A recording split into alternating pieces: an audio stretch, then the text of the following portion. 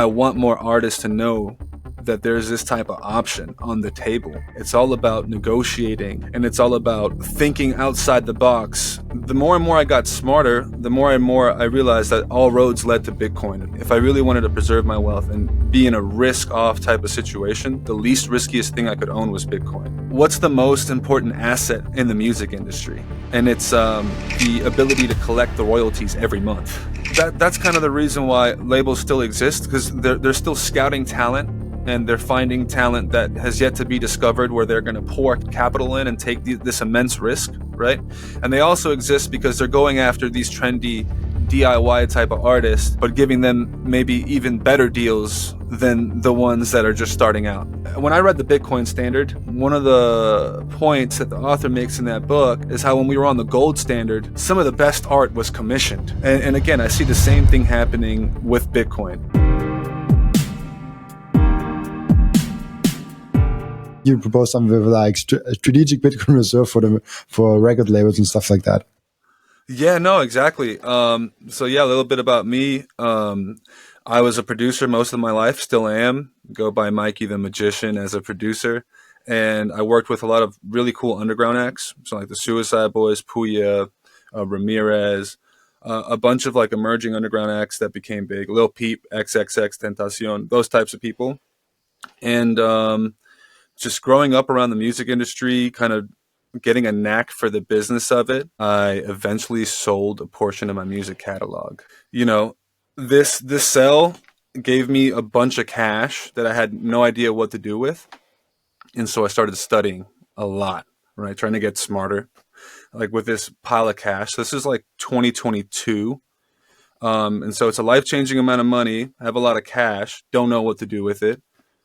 And the best idea I have is bonds, real estate, watches, art, index funds. So I buy a multifamily property thinking that's going to be a passive income. I buy, I get an index fund, open up a nice little index fund, buy bonds. That's crazy that I even, that was an option for me at that time.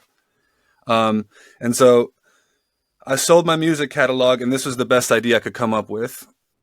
And as I started studying Bitcoin a little bit more, watching podcasts, and getting into just Bitcoin in general, I decided to, start with a small allocation into Bitcoin. Like, okay, let me put some money into Bitcoin. I kind of understand it. And then I keep studying Bitcoin, and I'm like, wait, why do I have my money in bonds again? Like, why am I invested in bonds? So I get rid of my bonds, buy more Bitcoin. And, the multifamily real estate unit that I had, I was getting sued on one side. The other side, I was trying to Airbnb out. It turns out that a lot of the stuff got stolen from the Airbnb. It was too much. Why am I worrying about tiles? Why am I worrying about, making sure I get a good review? It should not be my focus. It's supposed to be a passive investment. And so I sold the multifamily unit and bought more Bitcoin, right? I was just forget about it, got rid of it. And then as you keep studying into Bitcoin, you obviously stumble upon the Bitcoin ambassador, Michael Seyr. So stumbling across your podcast, Michael Seyr. And then I was like, I don't have any exposure to MicroStrategy. That seems like something I should get into. So I sold all the stocks that I had in my self-directed account, and I bought MicroStrategy and more Bitcoin. And so essentially what happened was I had this music catalog. I sold it because I was trying to, and I had this, pile of cash, and I was trying to preserve my wealth. And the more and more I got smarter, the more and more I realized that all roads led to Bitcoin eventually. If I really wanted to preserve my wealth and be in a risk-off type of situation, the least riskiest thing I could own was Bitcoin. And that's what happened. So my journey from selling my music catalog to buying all this crap in between led me to getting smarter. And I basically traded a portion of my music for Bitcoin in the end. Interesting. Yeah, it's like the discovery story of someone getting Bitcoin, getting educated in Bitcoin, and all of this line like like where else would I park my money? Like even if it rips to a million, like what would I sell it for? Like what would I otherwise do with that Bitcoin? No, exactly. Exactly. That was the dilemma that I was in, trying to preserve my wealth. And I mean, I made some mistakes to that. I bought art thinking that was going to be a cool way to diversify, and I couldn't get rid of that. So I look at this art in my home all the time, and I'm like, wow, okay. It could have been a lot more Bitcoin, but it's cool to look at. And yeah, I parted with my art. I parted with my art, and I realized I could trade it for an asset that compound way quicker than the art that I could make could compound, right? Because with music, when you release a song, typically if you have a decent enough fan base, the streams go up over time, like within the first few months, but then after the first few months, it starts decaying. And so there's this huge decay rate with music. And with Bitcoin, it's the complete opposite, right? There's this compounding effect year over year. What's the CAGR? Like 30 to 40%. And so I was able to figure that out and decide, you know what, it's time for me to I eventually got to the point where I traded my music for Bitcoin. And again, it's that CAGR. And the music industry is very complex. So we can get into how these deals kind of start for catalog acquisition, right? And that's kind of what I did when I sold my catalog. So there's investors out there in the market that basically offer you a multiple on how much your music royalties generate on a yearly basis. So a prime example would be, let's say you make, I don't know, $100,000 a year off of your music streams. There'll be an investor that comes along and says, hey, I'll give you 7x what you make in 1 year right now, but I'll own your music royalties in perpetuity now. To some people, it's a good deal. To some people, it's a bad deal. And again, we're talking about, this is a very low tier artist here, right? Now, the more leverage you have, the more money you make yearly. If you're some sort of mainstream artist or what they call legacy artist, that multiple is in the 20s and the 30s, right?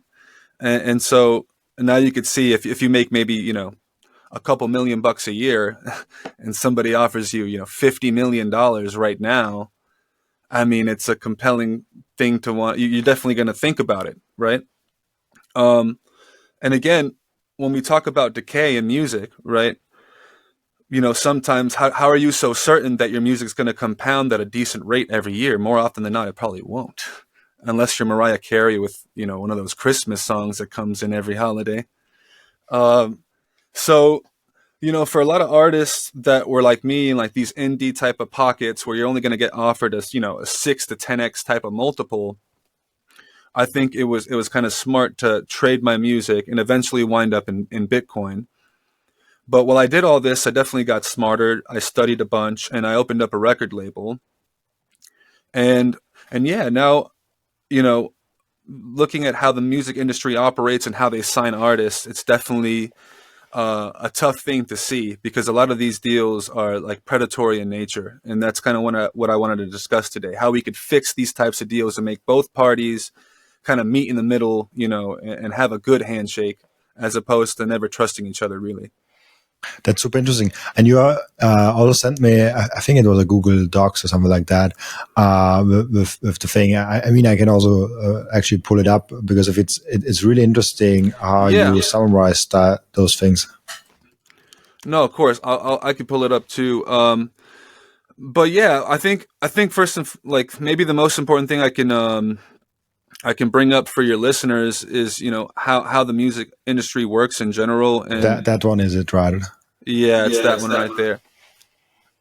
Yeah. And so I think for the listeners, maybe the most important thing they can understand is what's the most important asset in the music industry. And it's obviously the ability to collect the royalties every month.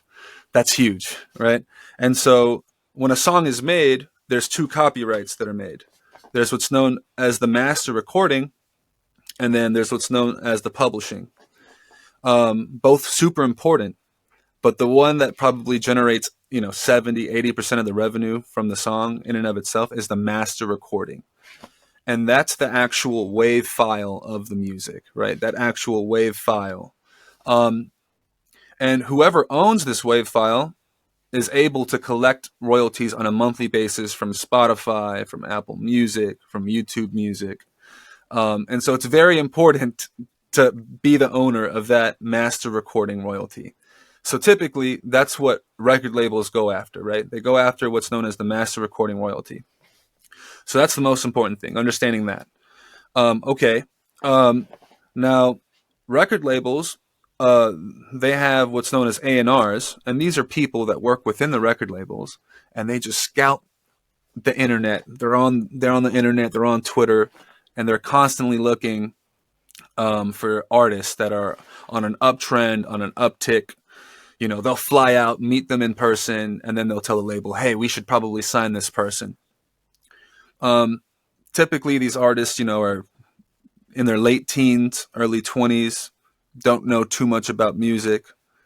And so, if you're a teenager and a record label is offering you a deal, more than likely you're going to just be chomping at the bits to take it, without knowing too much about how the deal will actually affect you in the long run. And again, the record label is going after the master recording rights of this artist. And in exchange, what they're going to offer the artist is cash up front right now. So the record label, just to make a scenario, an easy scenario, will say, hey, we think you're talented. We want to offer you $100,000, but this is how we'll do it. $50,000 can go in your pocket right now. And the other $50,000, we can both decide how we can spend it to market you, to spend on campaigns on TikTok. We can use it for music videos if you want, etc. And so this artist who, maybe doesn't get too many streams is thrilled. He's over the moon. I got to put 50 grand in my pocket right now. Cool, right? Or 100 grand, whatever it is. It's all dynamic, right? It depends on how much you make or how the label sees you.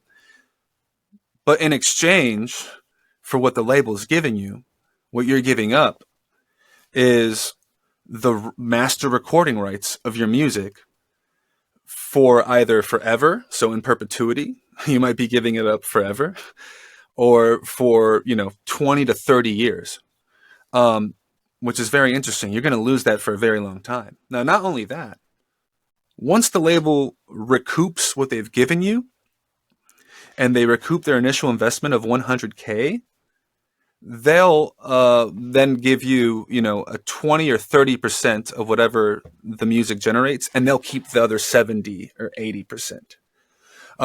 So that's not fair, obviously, in the long run to the artist, but they don't know any better. But also, to the label's credit,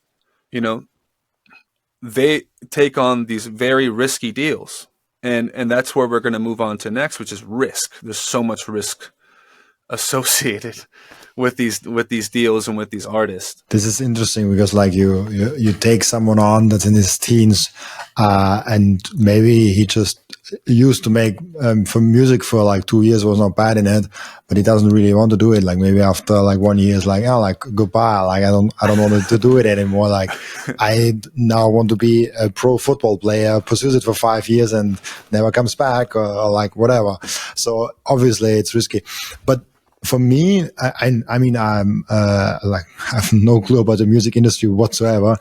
But for me, is one question is why do we need record labels in the first place now with tools like YouTube, Spotify, and all those things?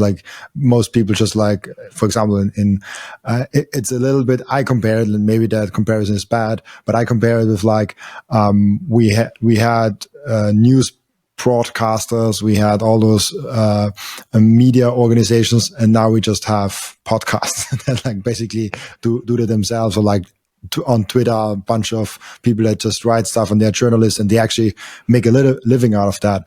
Guess the record label has the advantage of providing with knowledge and financial power up front and stuff like that. Mm-hmm. But what is the role now when we have social media and all those things that help people get discovered? for record labels? No, that's a very good question. And I think if you're an artist who's taking advantage of the DEY like approach, you're just giving yourself more leverage, right? To when to when these record labels approach you, you could say, I'm all right. Or maybe offer me the best thing ever, right?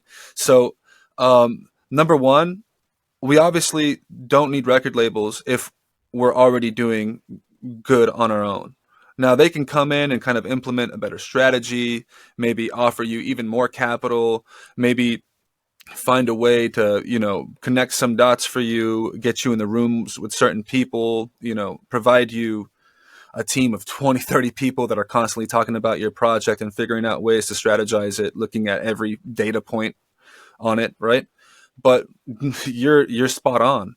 The DIY approach is the new norm in the industry, and if you definitely build a lot of leverage, you can negotiate way better terms for yourself with a label. If you don't want to do everything on your own. Now, the way we grew up, we did everything on our own. We came from the SoundCloud era when we were just happy we would get 100,000 streams or 1,000,000 streams or 2 million. We would just be over the moon, broke but happy, you know. Um, Interesting. and once we figured out how to, put our music into Spotify, Apple Music, etc., there's all these tools where you could do it yourself, no problem, right? You can collect the revenue from your master recording yourself. There's companies like TuneCore and DistroKid where you could just upload your music and it'll be on all these digital streaming platforms. And it's really helpful for the indie artist that's doing well. But those labels are going to be knocking on your door when you're doing well. And they're going to offer you pretty lucrative deals that make sense for you now because now you as an artist have more leverage. And so that's kind of the reason why labels still exist, because they're still scouting talent and they're finding talent that has yet to be discovered where they're going to pour capital in and take this immense risk, right? And they also exist because they're going after these trendy DIY type of artists, but giving them maybe even better deals than the ones that are just starting out. It's super interesting how this is a thing in music, but not with any other content form in the same way. Like if like music is just an art form, and in the same way, like creating short form video, for example, could be considered to be an art form, depending on, like, I think in every way it could be depending on an art form. So I don't know of any network that tries to get, for example, YouTubers or like other content creators really early on and like sign them. I think it could be a really good business model, honestly, if someone does that and is successful in coaching the YouTubers and giving them the right tools to accelerate the growth and spotting the right talents and people that actually want to stick through with it. So it's an interesting thought. Like, I never looked at that way, where you have those record labels in the music industry. Like, why are they not? why are they not anywhere else? It's an I never thought about that. No, yeah, and it's, who knows, but it definitely probably is happening in YouTube. I know, there's this one interviewer who sold a portion of like the IP rights early on and gave it up early on because of, like you said, just the framework of having the right team behind you. But again, you miss out on the future upside for, the knowledge and everything else. So it's just this balancing act. You got to kind of, bet on yourself sometimes. And luckily that's what we did. When it came to our music, we still own a bunch of it. And we got in a pretty good deal where we partnered up with a major label to get some funding for our own label. And now, we're trying to take this concept this year and run with it with the new acts that we sign. And yeah, I guess back to my point about the music industry and the risk. So when we identified the risk, as you mentioned, what if this teenager, after getting this money, decides to, you know what, I don't feel like making music anymore. I actually feel like painting now. that's amazing. But now the label is out, $100,000 in that scenario, right? And all the collateral that they have to show for, the only collateral that's within these deals is the music.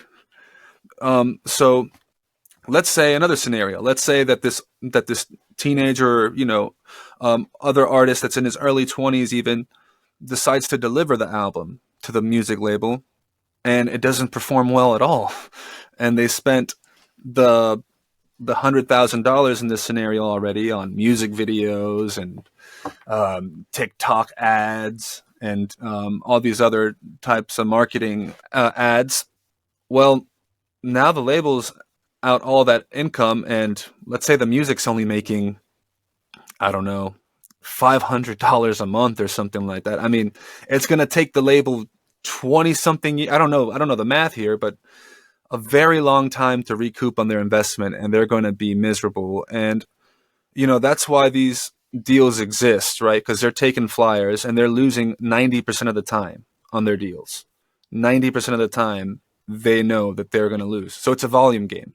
They're trying to sign as much talent as possible, because they know when they find one with a lot of upside, they're not going to be making $500 a month. They're going to be making hundreds of thousands, if not millions of dollars a month, and the label is going to be raking in all that profit, and it's going to make up for all the bad deals. It's a You heard that? yeah, no worries. It's a little bit like venture capital, like spotting the companies early on and like giving them a framework to think about. It's interesting because I got approached, I think from let's say 3 different people to actually invest in my my podcast, and I always said no, because I simply just want to. At that point of my podcast journey, I basically would sell myself. Like it's the Robin Seyr podcast. It's like it's just me. So like at this point, it feels like I would sell myself, and I don't want to put a price tag on myself. If I have like a small business, I'm like, okay, it makes more sense to bring like an investor in as part of it and stuff like that. But it always was like a weird concept for me. Like, really make it myself and only bring a partner in if I'm thinking like, okay, he can help me in a major way in a thing that I cannot provide or I cannot do right now. Otherwise, I'm just using the money that comes in to reinvest and get an editor and learn myself. Like, especially if you're young, like you have time, you can learn.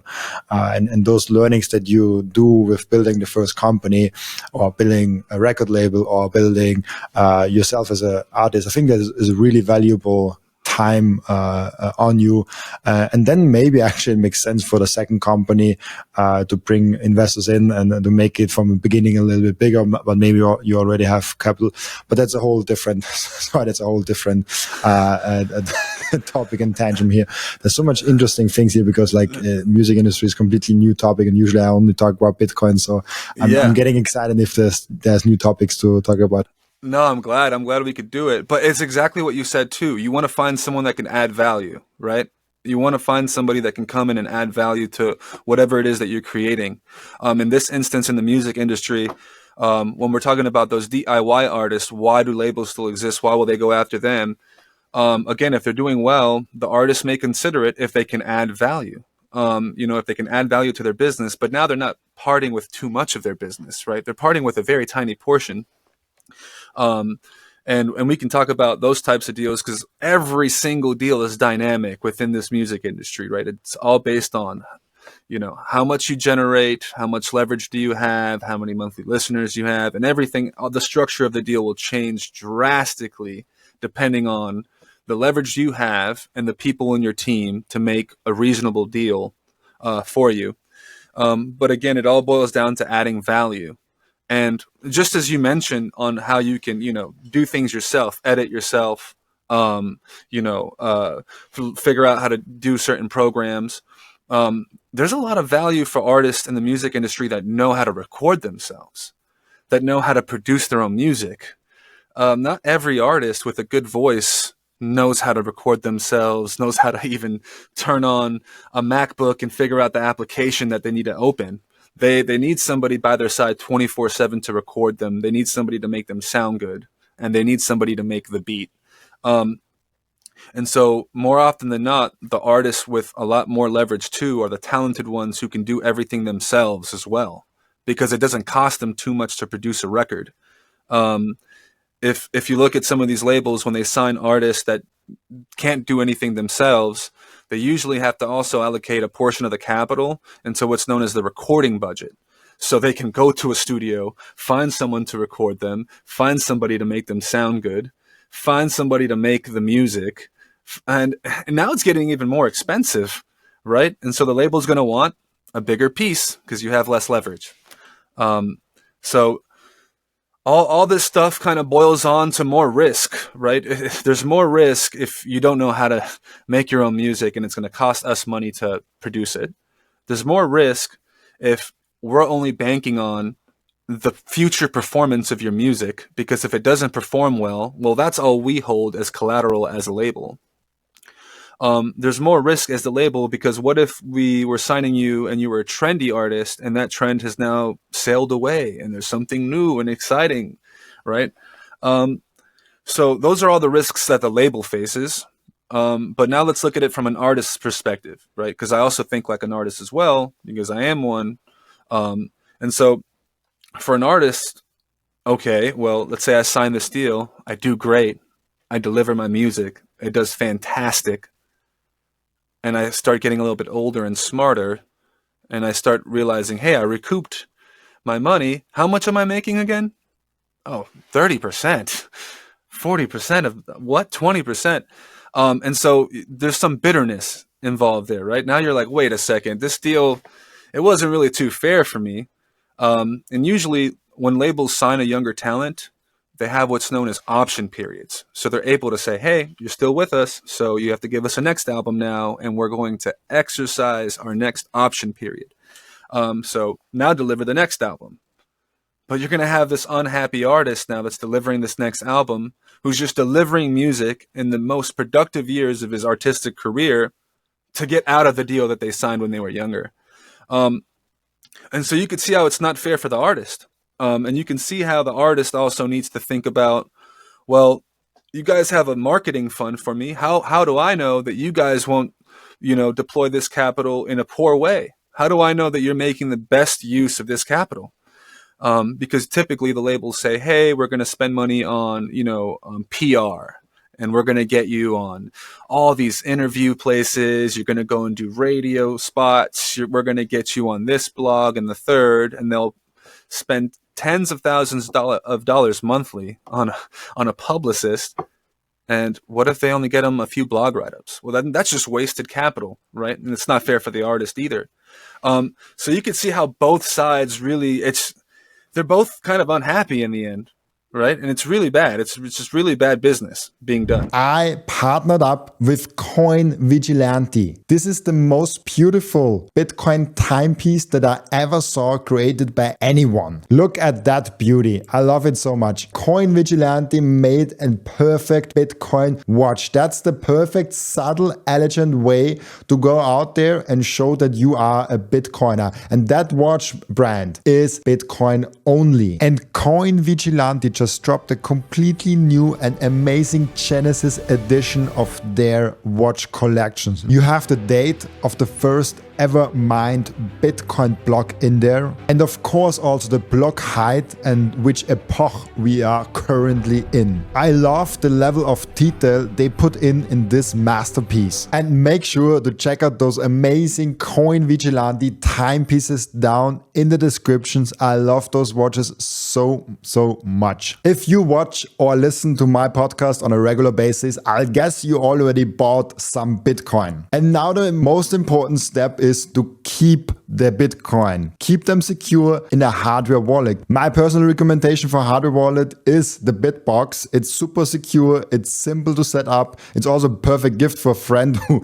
has still the Bitcoin on an exchange. And you can get a 5% discount with the code Robin at the checkout. Visit bitbox.swiss/Robin to get your BitBox. And the next step is to really level up your sovereignty as an individual. You have to have have the most secure self-custody setup. You have to secure your own devices. You have to protect your privacy. You have to set up an inheritance plan. And depending on where you live, you even want to have a plan B, a citizenship where you can move in case something goes really, really wrong. And through all those steps, the Bitcoin way is guiding you through step by step. And if you visit thebitcoinway.com/partners/Robin, you even get a 30-minute free call to find out how you can level up your sovereignty. It's interesting. One thing that I was also thinking about is sometimes if you're an artist, if you're a content creator, if you're an entrepreneur, you have really a tough time sometimes. Like you're just like, oh, like you have some kind of hurdle, challenge, whatever you have to go through, and those are the long nights, the hard days, the hard, I don't know, like weeks, whatever, that you have to kind of sift through. And I feel like if you own more of it, if you own more of the upside, you are more incentivized and motivated to sift through those things. Because you are working for yourself and for your future.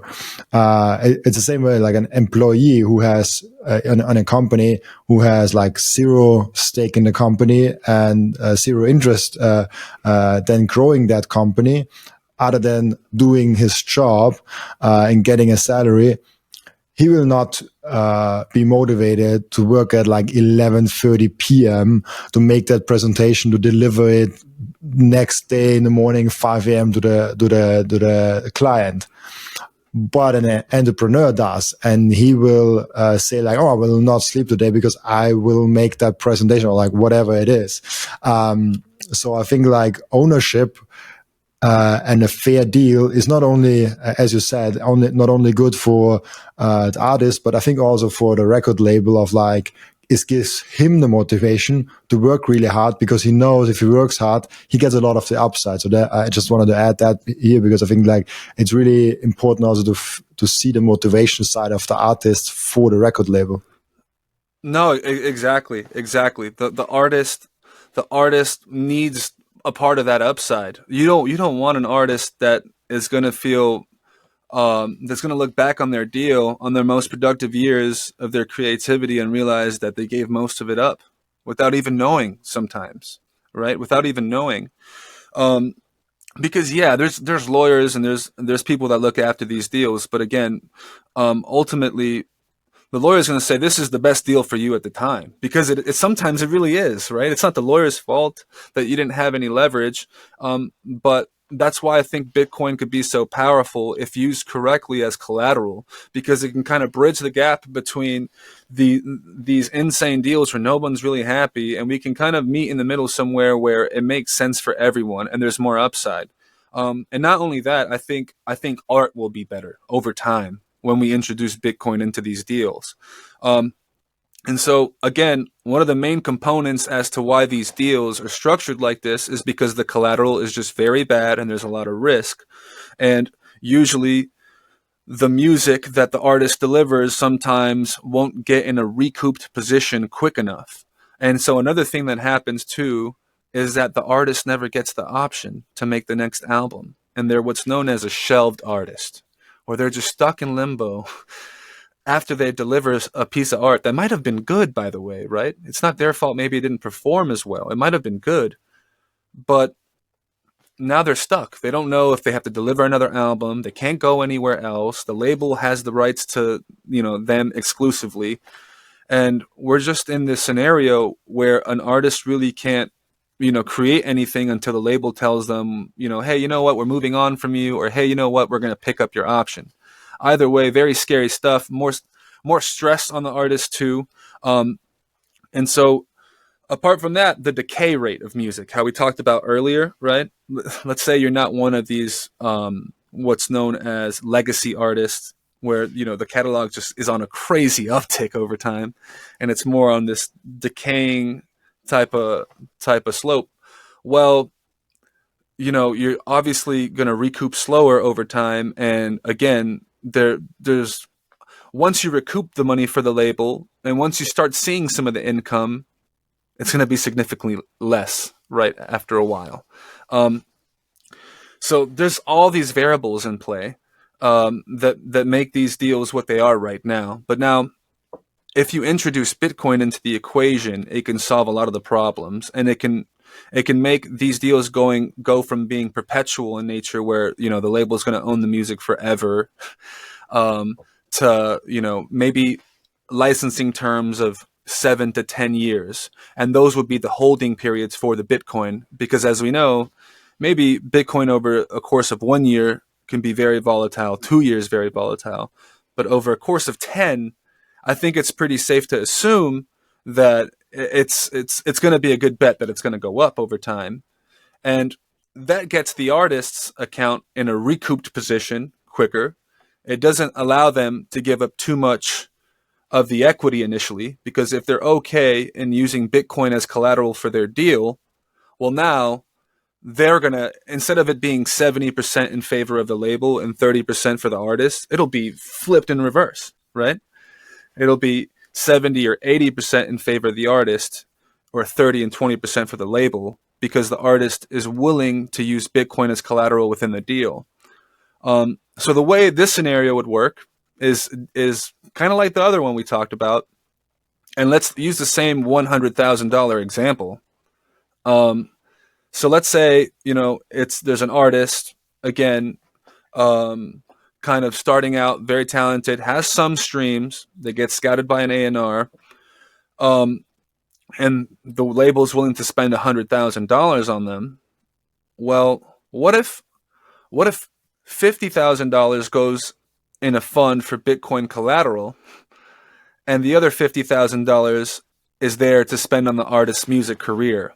What if we spend $50,000 on music videos, recording, whatever it is we want to spend on you, on the PR we talked about, and then the other 50 is locked as collateral for as long as a licensing term exists on the deal. So if the licensing term is 10 years, then the Bitcoin is collateral for 10 years. And what we're going to see is so much risk being removed. The label instantly has collateral from day one, and the artist gets to keep more of their rights and keep their upside, right? And not only that, there's a lot of variables in place. Again, all these deals are dynamic. So if you recoup, in a matter of a few years' time, you're going to share a lot of upside on that Bitcoin appreciation with the label, right? It's all dynamic. It all changes, interchangeable. If you never recoup, well, at least the label has the Bitcoin as collateral to keep offering these types of deals to newer artists, right? And so this can fundamentally change the way the music industry works, and it can put power back in the artist's hands, and being able to own something and also share in the upside of their catalog and in Bitcoin. And last but not least, like we talked about a decay rate with music, but with Bitcoin, why wouldn't you want something that compounds year over year at 30, 40%, right? Over time, your account will be recouped in no time, probably by year 3 or 4 in some of the math that we do. So that's essentially what I want to bring to the forefront, and that's what I want to add to when it comes to the music industry, especially with our record label. And that's something we're going to be implementing with even the deals that we do for our own guys, including myself. So it's going to be an amazing journey that I'm looking forward to do, and it's going to open the door for these A&Rs to not chase trends anymore. Remember when we talked about A&Rs that are part of these scouting departments?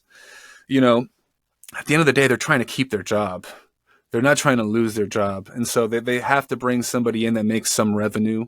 And they have to get these deals in place. And they can't really go after those passion projects. They can't really go after the really talented musician who only gets a few thousand streams on a song because it won't generate enough revenue. And so I think it'll bring power more to A&Rs and artists that are really actually talented if we introduce Bitcoin as collateral. Just so many things we could talk about, so many branches to come off of here, and just so many thoughts that I have, especially with this stuff. Yeah, there's actually a lot, especially the impact Bitcoin can have on the individual, because it has financial security all of a sudden. That is something that I'm very passionate about, of like, okay, what will Bitcoin do to you as a person once you are able to save a little bit of your extra cash flow in Bitcoin, and all of a sudden you see hope. You see, like, okay, there's some financial stability I all of a sudden have, or like I have that much money now in Bitcoin. I could live, even if Bitcoin drops like 80% and it stays there for 4 years, I could live so many years from that stack. Like you all of a sudden feel a little bit relieved, all of like a stone off your shoulders. And it's actually, don't want to talk too much about me, but it's actually the way this podcast got started. When I decided to go all in with the podcast, I didn't had income. I didn't have like any like big deals or knew anyone. I had 500 subscribers on YouTube. You know that this doesn't pay anything. So I was like, just like going in there. And I was willing to live off my Bitcoin savings for like 1 to 2 years. And I was like, okay, let's do it. And luckily, I never had to do that. Luckily, I made every month a positive cash flow, and I could venture in that and really accelerated the growth of the podcast with that. So coming back to artists, I'm really excited of like what things will we do once the individual really gets set free and not be held back by a debt burden. That is just I think it will be magical. Yeah, and I mean, it's awesome that you share your story too, because you're creative. You're creative. You're constantly making content, and you took a huge bet on yourself. You know, there wasn't anybody injecting capital right away, saying, "Okay, let's produce this. Let's get the lighting. Let's make sure the sounds." No, none of that. You took a bet on yourself, and yeah, it's great when you take a bet on yourself and it pays off. It's an amazing feeling. And you know, in the music industry, there's so many success stories like that as well, and I'm so happy to be a part of some. But again, when there's a lot of debt, like you mentioned, on an artist's shoulder, and they're looking back and they're saying, "Man, I got to recoup all this cash, or else the label's not going to be happy. They're not going to want another project from me. I'm going to be shelved as an artist." It's a lot of pressure. It's a lot of pressure. So if you introduce Bitcoin, something that can go up over time, and as we like to see it, kind of risk off, right? To me, it's the most least riskiest thing I own. So to have that as part of your deal, I think you can breathe a sigh of relief as an artist and say, okay, I'm fine. And then again, back to this point, if the record label says, hey, his first album, you know, the streaming revenue didn't do too well, but the Bitcoin that we still have on collateral is performing fantastically. His account is in a recoup position because of that. Why not give him the next album, right? So it makes the label even more inclined to take another bet on this artist that's willing to have pristine collateral within their deal. And again, I think one of the main reasons as to why I'm so adamant about speaking about this, especially with you and other individuals in the music industry, is because I want more artists to know that there's this type of option on the table. It's all about negotiating, and it's all about, you know, thinking outside the box in these types of situations. And when we add better collateral to these deals, we're going to get better art, and we're going to get artists that that we've never heard of before with these types of deals. When I read the Bitcoin Standard, one of the points that the author makes in that book is how when we were on the gold standard, some of the best art was commissioned. Some of the best art in the world was commissioned. And again, I see the same thing happening with Bitcoin. Do you also hold it on the balance sheet and for the label itself? Unfortunately, I have other people, a part of the company, who still aren't fully ported. So we don't hold Bitcoin on the balance sheet, but I myself have done everything I can to own Bitcoin on my personal balance sheet. Yeah, it gets hard when you have company structures and then like you have to convince more people. That's why I think also the adoption of companies will just take longer. Like we won't be at all of the companies like in next 5 years. It will take time. The companies have boards, the companies have owners. They have to come to a conclusion. They have to be convinced. They have to learn about those things. And we all know, like individually, we have a lot of different learning curves on Bitcoin, and then the company is just many different asynchronous learning cycles that you have to go through, and you go one by one, and it's a process. It's fascinating how fast Michael Saylor did it with MicroStrategy and how efficient he did it, and it's great that there's like MetaPlanet and Semi-Scientific and other ones that followed through, but obviously it takes time, like till like an Apple or Facebook comes along. And we're getting closer. We're getting closer with now banks being able to custody Bitcoin. I think it's only a matter of time when it really starts to take off. And so I'm looking forward to that because, once banks can start custodying Bitcoin, oh man, I mean, to me it's bigger than the strategic reserve because there's going to be more and more people that are going to say, you know what, okay, we can add it to our balance sheet now, and we can borrow against it. Which I know a lot of Bitcoin maxis aren't too thrilled sometimes when it comes to borrowing against your stack. But when banks are custodying it and you do it in a reasonable way, it's just another way to add leverage to your company. And that's unfortunately why a lot of companies don't own Bitcoin, because they can't borrow against it. Right. And so when banks can start custodying it, when there's more instruments that are being created, as the ones that Michael Saylor does with MicroStrategy and so forth, companies are going to want to add it on their balance sheet. So I'm looking forward to those days. I think it's smooth skies ahead right now. Absolutely, 100%, and it makes sense because like it almost, and in the same way it is good for the artists to put like Bitcoin in their deals. It's the same way of companies putting Bitcoin on their balance sheet because it makes the whole venture longer term. Because all of a sudden, if there's Bitcoin involved in the company and they're dealing with whatever, even if there's like a slower period of the company, of the artist, of like whatever you use it for, you can compensate it with maybe some Bitcoin profits. And you're like, okay, like now we can live off the Bitcoin for a little bit. And you can dive through those low phases to then really fully grasp the big ones.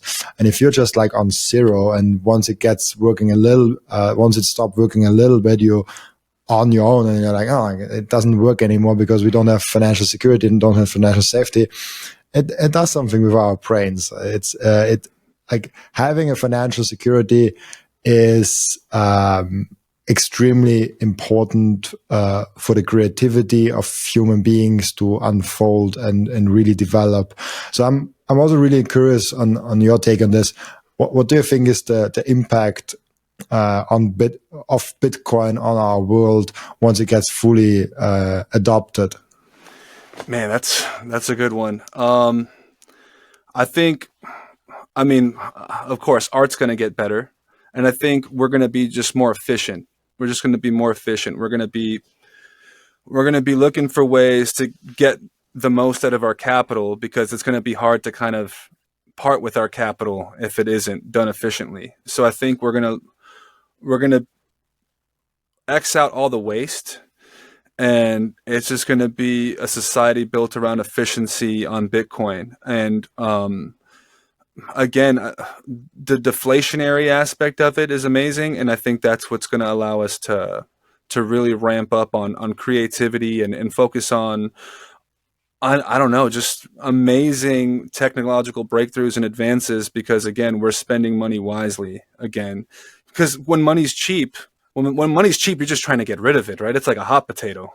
But when you're holding on to Bitcoin and we're a society that's structured around it and it's the nucleus of everything, you're not going to want to just part with it for I don't know, a random a random movie that makes no sense, right? You're really going to want to put value into the world, and that's where I see us going. Yeah, you put the value back that you need, and you like try. It almost is like you want to spend only on more valuable things, on things that are preserved over a long period of time, and you're like, I don't want to spend it on cheap things. I want to spend valuable money on valuable things and cheap things on cheap money on cheap things, almost. Dude, that's how it works, right? That's how it works, man. I look at everything now and I'm like, yeah, no, can't do it. Can't buy this right now. I'd much rather own Bitcoin. Sold a lot of goods that I thought I needed in my life that have served no purpose at all. Served no purpose at all. So we're getting there, and I can't wait for us to fully embrace it once Bitcoin fully launches, and it takes storm, because there's still so many people that don't understand it. I'm an avid golfer, play golf a lot, do some rounds with some people, and I mean, we're talking about the wealthiest people still can't grasp it. And I feel it's because they're not trying to find a safe haven for their capital. I think they're fine with the way the fiat system works. They're fine with the way everything, and they're not really looking for that outside education, right? The financial planner maybe is telling them, hey, we're going to put, 1 or 2% allocation, or maybe they're invested in the QQQ and they don't know they have exposure to micro strategy, right? But it's crazy to me how, the very, very wealthy few individuals that I've come across in my lifetime still aren't studied on it. And me, I have a stepson, a family, and I'm doing everything I can as a Bitcoiner to teach them how money works, right? And so everyone around me kind of understands Bitcoin. My son would rather have a Bitcoin than like a Lamborghini, I'm like, what would you want more, Bitcoin or a Lambo? He's like, oh, a Bitcoin, because it's going to go up over time and I can get 10, So it's amazing to see. Yeah, kids almost get the value quicker than you get it. How did you actually yourself find Bitcoin and get over that thought of like, okay, like, oh, it's bad for the environment, oh, it's so speculative, oh, like governments will ban it, and all those things that then come up with a lot of people. How did you get over that? Man, I think first and foremost, just studying it, reading about it, and then listening about it. And then, I mean, your podcast was huge. And then Michael Seyr was really big. I mean, he's the Bitcoin ambassador. He really paints a picture there. And the more and more I listened to Michael Seyr, the more and more I realized, I mean, this is pristine money. And so him, books, obviously the Bitcoin Standard, just all that, YouTube, just constantly going on YouTube, finding like-minded people who were talking good stuff. It just made more and more sense as, risk-free to me. That How about risk, yourself? yeah, like I it's super interesting when I think about that story of getting into Bitcoin. Like I was, I thought Bitcoin is a scam for 3 years straight, and needed questions of friends of like, okay, like, what are you thinking about Bitcoin? I told that story many times on the podcast. I will just quickly rehearse it. It's like, I was in the stocks before. I was successful in stocks before, and people came up to me like, oh, what do you think about Bitcoin? Not even Bitcoiners, just like people that were curious because they know like stocks, and they put like stocks and Bitcoin in one bucket. And I kind of discovered, even though I had the opinion that Bitcoin is a scam, that I didn't really had arguments for that. And I really was like, like it's not. I don't really have an argument why Bitcoin is a scam, and that's why I was on the search of arguments why Bitcoin is a scam. And in that search, I actually came across Bitcoin, and I actually was like, oh, like maybe Bitcoin isn't a scam. Maybe Bitcoin is something. So I think it takes openness. Like you have to be curious and open to the idea of it. Otherwise, you won't find it. There's so much information and noise out there that if you Google what is Bitcoin and you want to find the truth and you are honest about it, you will find it. And if you're not honest about it and you don't want to find the truth, you will find, like an article that it's bad for the environment and one article that it's speculative. If the one article is will never be money. And then you're like, okay, I read 3 articles, spent 10 minutes on my education. My conclusion is Bitcoin is a fad and it will not be great. Yeah, I don't know if that's education. It's confirming your own bias, but that's not true education. That's not honest. If you're not honest with yourself. And I've never really met a good Bitcoin critic. If you ask them long enough why they think Bitcoin is not good, they are running out of arguments. Like if you just keep running on why do you think it uses too much energy? Why is it used in that way? And then you just they say something and you ask about it and you ask about it and ask about it.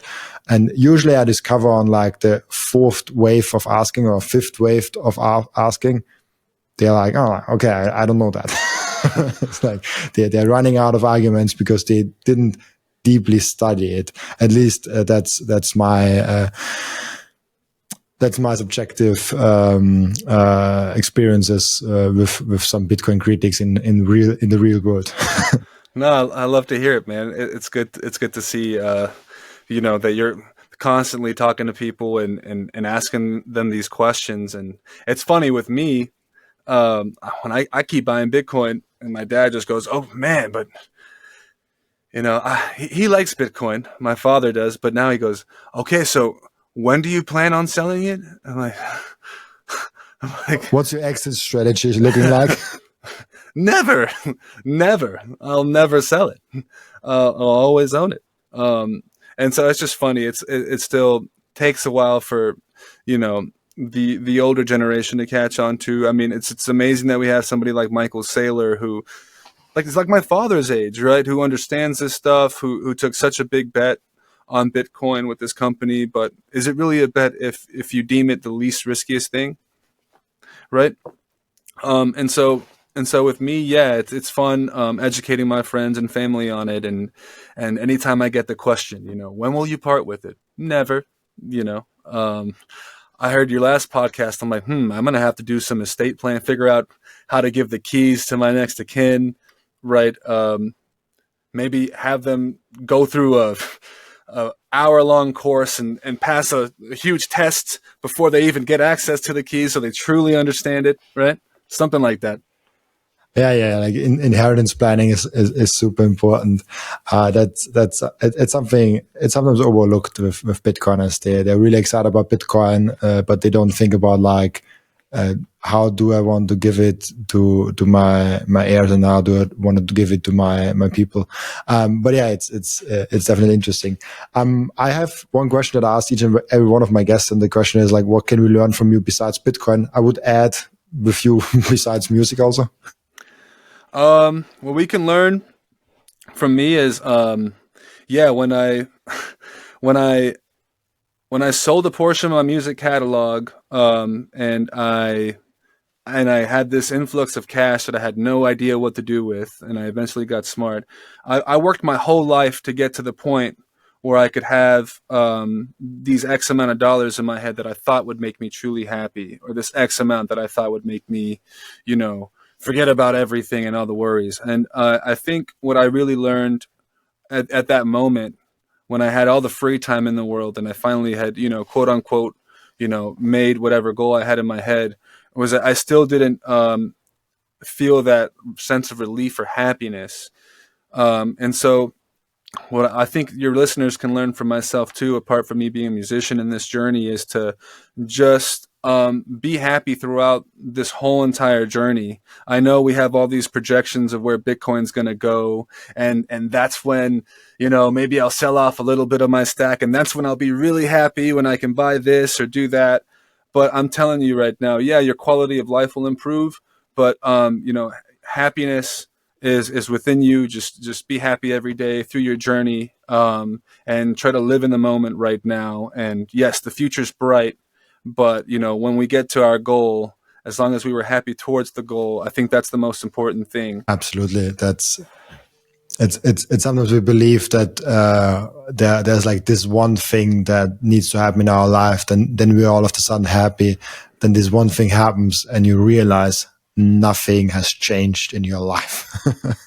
And that's something you learn along the way. Yeah, really cool. Thank you so much, Michele, for already being on. We have one end routine of the podcast where the previous guest is asking a question for the next guest without knowing who the next guest actually is. And the question from the previous guest for you is maybe one you already answered a little bit, but we'll give it to you anyways. Besides holding Bitcoin, what do you want to do with your Bitcoin? At some point, use that Bitcoin as collateral to use as the best pristine collateral to finance certain deals or art, etc. I think I talked about it extensively, maybe. So that's what I do. Hold it, maybe use it as collateral, and try to educate my family on it and make sure they pass that long test before they ever get access to those keys. Absolutely, yeah. Thank you so much for having it's making a checklist or like an exam for your family. It's like you have to fill out those 20 questions, and if you can fill out in a good way, and you have like 18 out of 20 right, then you might get my Bitcoin in case of my death. Damn right. And no ChatGPT. I think that's a great idea. I never had that idea. I think nobody ever brought it up, but I think that's actually a great idea of like, okay, you want my Bitcoin in case I'm dead? Fill that exam out and prove that you know Bitcoin. Exactly, man. Really cool. Thank you so much for being on. This was a great venture that we went a little bit in the music industry with Bitcoin. Also, thank you so much for everyone that is watching and listening. Oh, wait, sorry. Before I forget, before I let you go, where can people find you, ask you questions, and reach out to you? I have a Twitter account, but I'm a scroller. I get my information, but @_MXTXM. Our record label is All But Six Records, and you can find us on YouTube, just ALL, but BUT, and then the number 6, and then you'll be able to listen to some music, and we'll put that to good use with the funding of artists down the line that we'll sign with these deals. All But Six Music, is it that? All But Six Records. Yeah. All But Six. Oh, nice. BUT 6 Records. Yeah. Oh, nice. Nice. I will check it out later. Really cool. Thank you so much for being on. Also, thank you so much for everyone that is watching and listening, for joining us today. As always, I'll be back tomorrow with another episode. Bye-bye. Peace.